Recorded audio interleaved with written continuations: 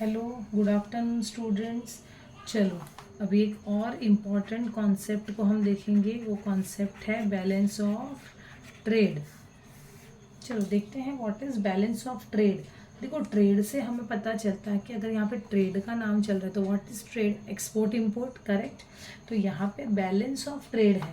तो यहाँ पे बैलेंस, अगर किसी भी चीज़ का हमें बैलेंस निकालना है, किसी भी चीज़ का कोई अमाउंट हम लेके मार्केट में जा रहे हैं और कुछ हम खर्चा करके आ रहे हैं, कुछ हम वापस लेकर आ रहे हैं, कोई चीज़ें खरीद रहे हैं, तो हमारे पास कितना बैलेंस बचा है वो हमें कैसे पता चलेगा? कुछ ना कुछ उसका डिफरेंस फाइंड आउट करेंगे तभी पता चलेगा। तो सेम वे यहाँ पे जो बैलेंस ऑफ ट्रेड है वो हमारा है बैलेंस ऑफ ट्रेड। ये भी सेम क्या है? बैलेंस ऑफ ट्रेड इज अ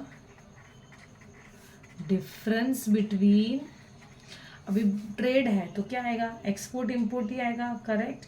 तो balance of trade is a difference between the value of a countries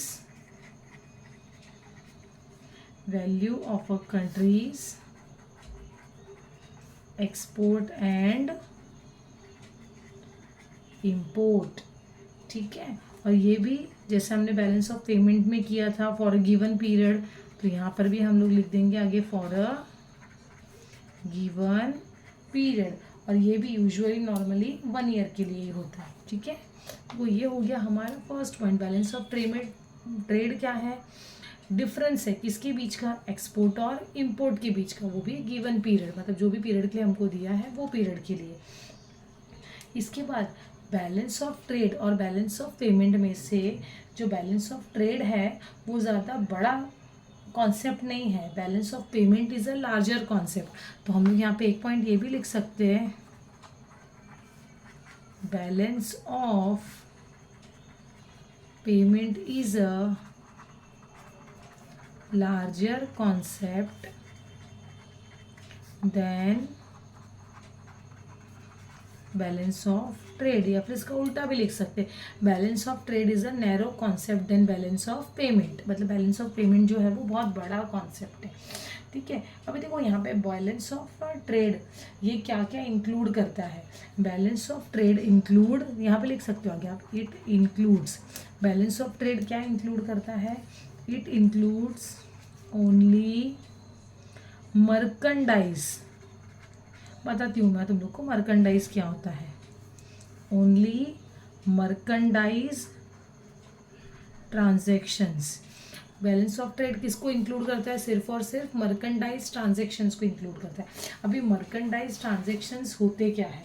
मर्कंडाइज transactions का मतलब होता है कि जो भी एक्सपोर्ट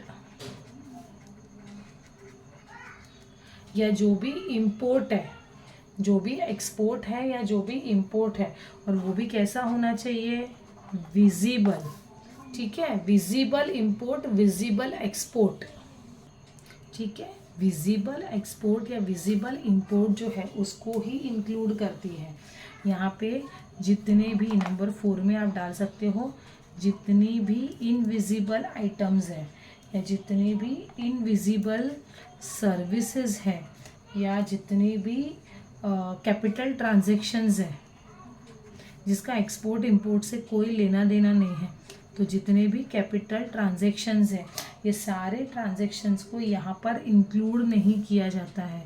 तो कैन नॉट इंक्लूड, मतलब ये तीनों को इंक्लूड किया नहीं जाता है। मर्केंडाइज का मतलब ही होता है खाली विजिबल एक्सपोर्ट या विजिबल इंपोर्ट्स को ही लिया जाता है। जितने भी इनविजिबल आइटम्स हैं, सर्विसेज है या कैपिटल ट्रांजेक्शन्स हैं, इनको इंक्लूड किया जाता नहीं है। देखो यहाँ पर भी अगर हमारा एक्सपोर्ट बढ़ता है, अगर हमारा एक्सपोर्ट बढ़ता है तो हमको क्या होगा? Surplus, correct. तो यहाँ पे पूरा फुल फॉर्म में लिखना पड़ेगा, एक्सपोर्ट एक्सीड देन इंपोर्ट्स, तो क्या होगा? सरप्लस। तो लिखोगे आगे। और सेम वे उल्टा, इंपोर्ट एक्सीड, तो आपको क्या होगा? डेफिसिट। तो लिखना पड़ेगा इंपोर्ट एक्सीड देन एक्सपोर्ट, तो क्या आपको मिलेगा? डेफिसिट। तो ये आपको अंदर लिखकर बताना पड़ेगा। और हमको ये भी पता है अगर सरप्लस है तो ये क्या है हमारे लिए फेवरेबल, और अगर डेफिसिट है तो ये हमारे लिए क्या हो जाएगा अनफेवरेबल। करेक्ट। तो बस यही हमारा क्या है बैलेंस ऑफ ट्रेड है।